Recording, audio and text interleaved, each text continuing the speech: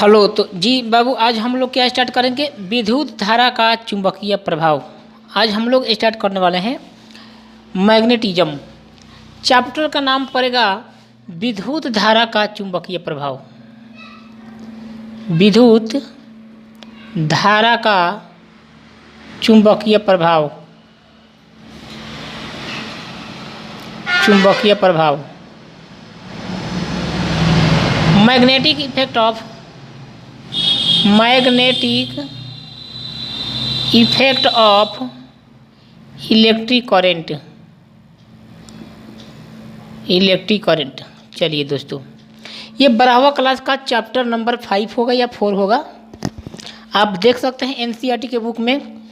विद्युत धारा का चुंबकीय प्रभाव। जब किसी वायर से, सपोज दैट दोस्तों ये मेरा वायर है, ये वायर है, या कोई कॉइल में ले लेता हूँ, कोई कॉइल ले लेता हूँ, इस प्रकार से कॉइल में लेता हूँ।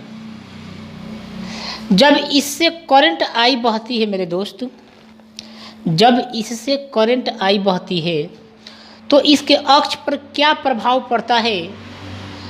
तो किसी भी कंडक्टर, किसी भी चालक या किसी भी वायर में करंट के बहने से उसमें जो घटना होती है या जो प्रभाव उत्पन्न होते हैं उसको हम लोग क्या बोलते हैं?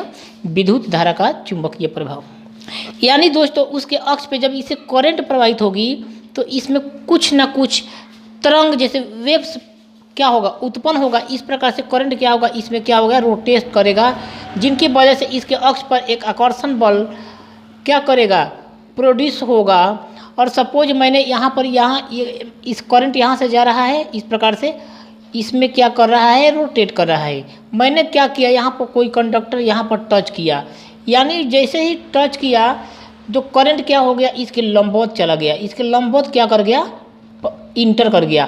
तो इसका मतलब दोस्तों आप जानते हो क्यों? क्योंकि ये मैग्नेटिक फील्ड यानी विद्युतीय क्षेत्र उत्पन्न कर, चुंबकीय क्षेत्र उत्पन्न कर रहा है। करंट तो इस प्रकार से है दोस्तों, लेकिन इसके अंदर ये क्या कर रहा है? अपना प्रभाव फैला रहा है।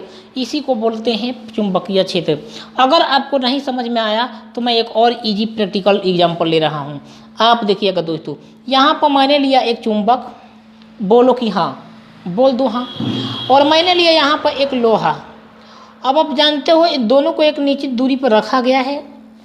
अगर यह चुंबक इस लोहे को आकर्षित कर रहा हो तो इस जितना दूरी पर आकर्षित कर रहा है, इस बीच के जो दूरी होता है इसको बोलते हैं दोस्तों चुंबकीय क्षेत्र। तो चुंबकीय क्षेत्र, सबसे पहले हम लोग चुंबकीय क्षेत्र को परिभाषित करते हैं और सभी लोग लिख लीजिए कि चुंबकीय क्षेत्र होता क्या है। तो किसी कुंडली या किसी चुंबक के चारों ओर का वह समूचा क्षेत्र जहाँ चुंबकीय बल अनुभव होता हो उसको बोलते हैं हम लोग, उस क्षेत्र को बोला जाता है चुंबकीय क्षेत्र। दोस्तों चुंबक तो मैंने यहाँ पर रखा, ये क्या है? मैग्नेट है। लोहा यहाँ पर रखा, क्या आप लोहे को यहाँ रख दोगे तो क्या ये मैग्नेटिक फील्ड हो जाएगा? क्या मैग्नेटिक फील्ड क्या है? एक सर्वत्र एक एरिया है जहाँ पर किसी लोहे हो गया, कोई वायर हो गया, या कोई चालक हो गया, या कोई भी चार्ज हो गया, उस पर कोई ना कोई बल फील होता हो, उस एरिया को कहा जाता है चुंबकीय क्षेत्र। और उस पे लगने वाले, उस एरिया में लगने वाला जो बल होता है उसको बोलते हैं हम लोग चुंबकीय बल। आइए इसके लिए हम एक बहुत इंपॉर्टेंट व्यंजक प्राप्त करेंगे दोस्तों, कि आपने यहाँ से क्या सीखा कि जो चुंबकीय क्षेत्र होता है स्पीड के, वेलोसिटी के लंबवत होता है। सपोज दैट दोस्तों इस वायर से मेरा करंट आई बह रहा है, इसके अक्ष पर चुंबकीय क्षेत्र मैग्नेटिक फील्ड बी प्रोड्यूस होगा। अब मैंने क्या किया? यहाँ पर कोई कंडक्टर, यहाँ पर क्या किया मैंने? कोई कंडक्टर यहाँ पर टच किया, तो आप जानते हो इस प्रकार से गमन कर रही है करंट, लेकिन फिर भी इसके लंबवत भी स्पीड से हो जाएगी। तो कहने का मतलब भी जो है परपेंडिकुलर है बी के। मैग्नेटिक फील्ड बी के क्या है दोस्तों? परपेंडिकुलर है। बात को समझा क्या? तो भी ऑलवेज परपेंडिकुलर टू बी, इस बात को आपको याद रखना है। ये अभी आएगा, इसको हम लोग देखेंगे। तो दोस्तों आप टॉपिक बनाकर लिखो, समरूप चुंबकीय क्षेत्र में कोई चुंबकीय क्षेत्र है पूरा समरूप, जहाँ प्रत्येक बिंदु पर उसके प्रत्येक एरिया में समान चुंबकीय क्षेत्र काम करता हो, उसमें हम लोग लेंगे चुंबकीय बल का व्यंजक क्या होगा। टॉपिक बनाएंगे समरूप चुंबकीय क्षेत्र में, समरूप चुंबकीय क्षेत्र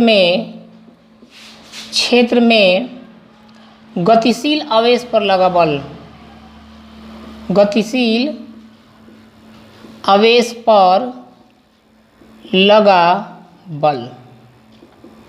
दोस्तों सपोज ये मेरा कंप्लीटली चुंबकीय क्षेत्र है, यहाँ पर बल अनुभव होगा, यहाँ पर बल अनुभव होगा, यहाँ पर बल अनुभव हो गया, बल अनुभव होगा।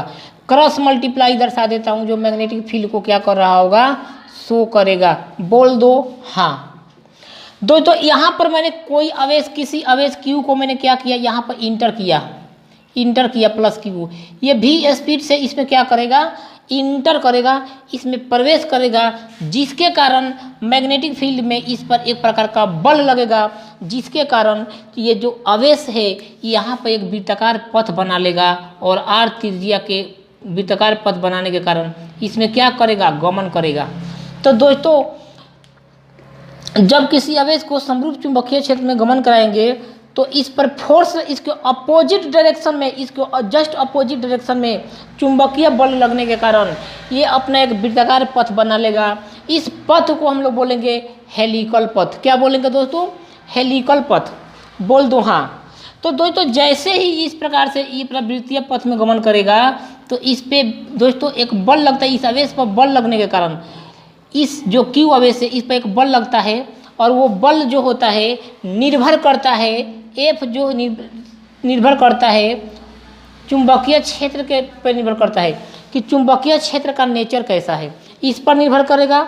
समानुपाती होगा V के, इस पर निर्भर करेगा। समानुपाती होगा V के, समानुपाती होगा Q के और उसके बीच का एंगल साइन थीटा के समानुपाती होगा। बोल दो हाँ। तो समानुपाती का चिन्ह कॉमन लेकर अगर मैं हटा दूं तो यहाँ पर दोस्तों क्या बचेगा, K इंटू या B के तो समानुपाती होकर करेगा, B के भी समानुपाती होगा। तो यहाँ पर दोस्तों अगर मैं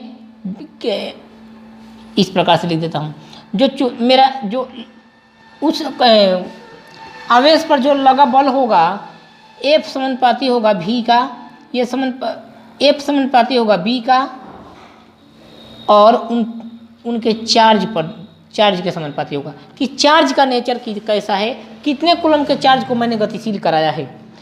तो दोस्तों और उनके बीच का एंगल साइन थीटा पर भी डिपेंड करेगा। तो समानुपाती का चिन्ह हटाकर मैं यहाँ पर K लगा देता हूँ तो V B into sine theta. बोल दो हाँ। तो यहाँ पर दोस्तों SI में मैंने क्या कर दिया, K बराबर 1 ले लिया तो F का जो मेरा ओरिजिनल इक्वेशन आया QVB into sine theta equation number 2। अगर मैं थीटा का मान 90 डिग्री कर दूं तो F जो मेरा हो जाएगा QVB हो जाएगा। समीकरण नंबर 3। दोस्तों ये एंगल पर भी डिपेंड करता है कि मेरा फोर्स किस प्रकार लगेगा, मेरा फोर्स का नेचर क्या होगा, ये डिपेंड करता है एंगल पर। अगर आवेश इस प्रकार से जा रहा होगा तो सर्कुलर पार्ट भी तो इस प्रकार से बनाएगा ही बनाएगा। तो इस केस में मेरा जो F जो होगा दोस्तों वो 0 हो जाएगा। बोल दो हाँ। अब दोस्तों आप जानते हो कि ये जो फोर्स होने वाला है, आप कॉपी कर लीजिएगा सब कोई। दोस्तों जो फोर्स हम जानते हैं कि F बराबर क्या होगा, तो QVB होगा और ये इस प्रकार से जब चक्कर लगाएगा, इस प्रकार से इसमें वृत्तीय पथ पर चक्कर करेगा तो यहाँ पर ये सेंट्रिकल फोर्स से सेटिस्फाइड होगा और QVB इस प्रकार से आ जाएगा।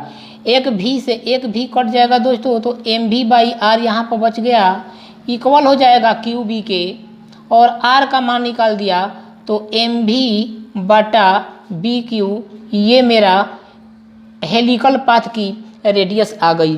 बोल दो हाँ। अब दोस्तों आप जानते हो कि इसमें इसके अगर रैखिक संवेग अगर P हो तो हम जानते हैं कि P = mv होता है। बोल दो हाँ। और दोस्तों K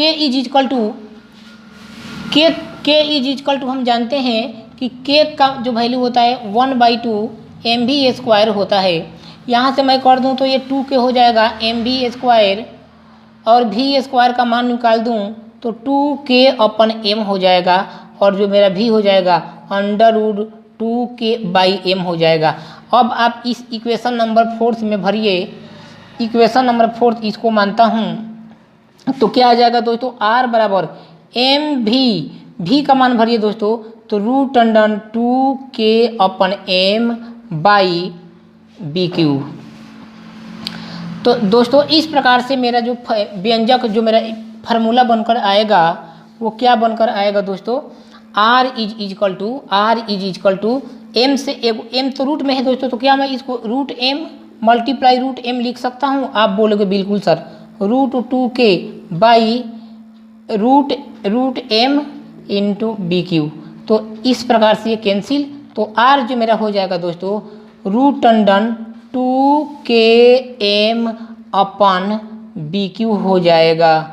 तो रेडियस का 2 केस बनेगा दोस्तों, एक r बराबर mv/bq बनता है और एक r बराबर √2km/bq बनता है।